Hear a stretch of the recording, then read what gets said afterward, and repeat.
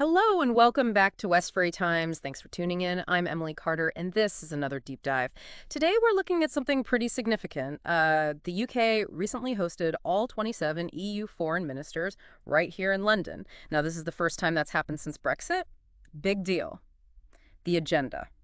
Packed. Especially with, the situation in Ukraine. So what does this actually signal? A real shift in UK-EU relations? Or maybe just, well, pragmatism, given everything going on.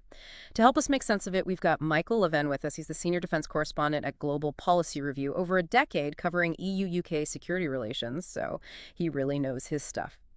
Welcome. Thanks for joining the Deep Dive. Thanks for having me on. Good to be here.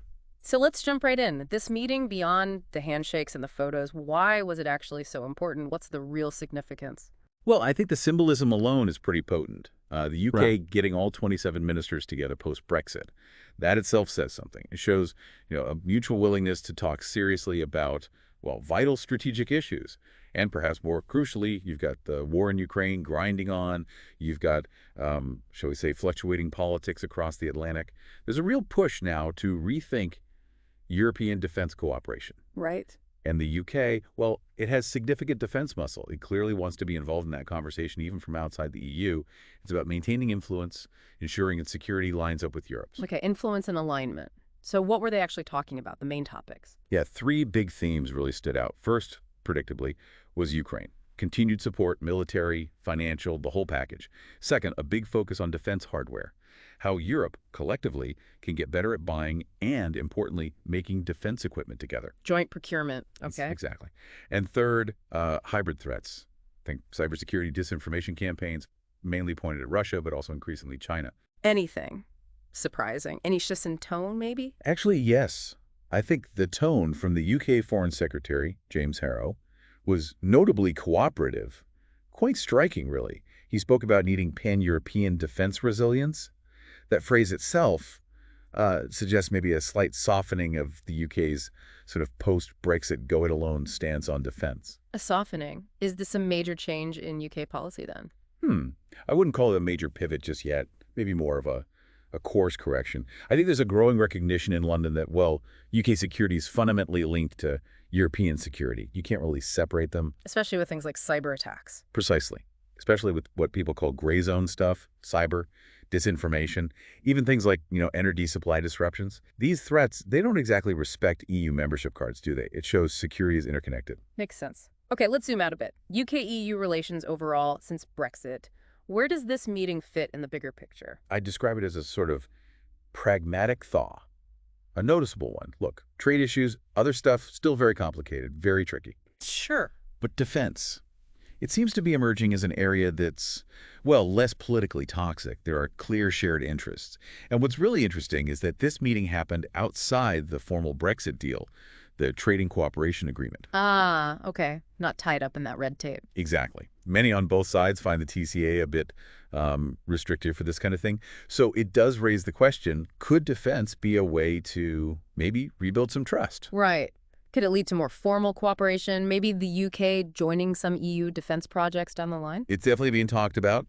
Speculation about the UK maybe joining specific PESCO projects. That's the EU's Permanent Structured Cooperation Framework. Basically, groups of EU countries collaborating on defense kit or capabilities. Which seemed totally off the table before. Pretty much, yes.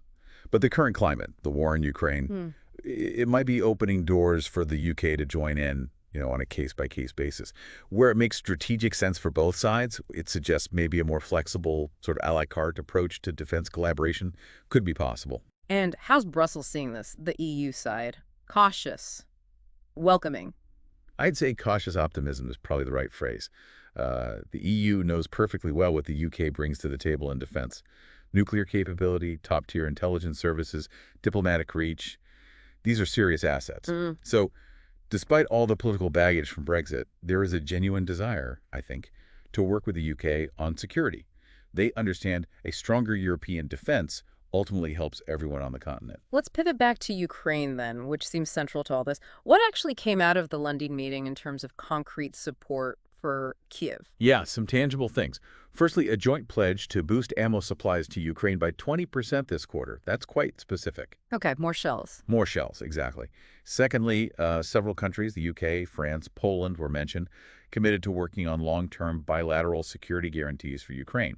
And thirdly, real momentum on joint training for Ukrainian troops. Apparently, they're setting up a new EU-UK coordination hub in Warsaw for that. A joint hub in Warsaw, that sounds like quite integrated cooperation. It does. It signals a deeper level of coordination that we've perhaps seen before between the EU and UK, specifically on Ukraine support. And Kyiv's reaction, what are they saying? President Zelensky's office put out a statement. They welcomed the UK hosting the talks, which is interesting in itself, and they called for greater unity between European democracies. They seem to view this UK-EU coming together as a positive step, maybe towards, greater European strategic autonomy, but with the UK as a key partner in that, not standing apart.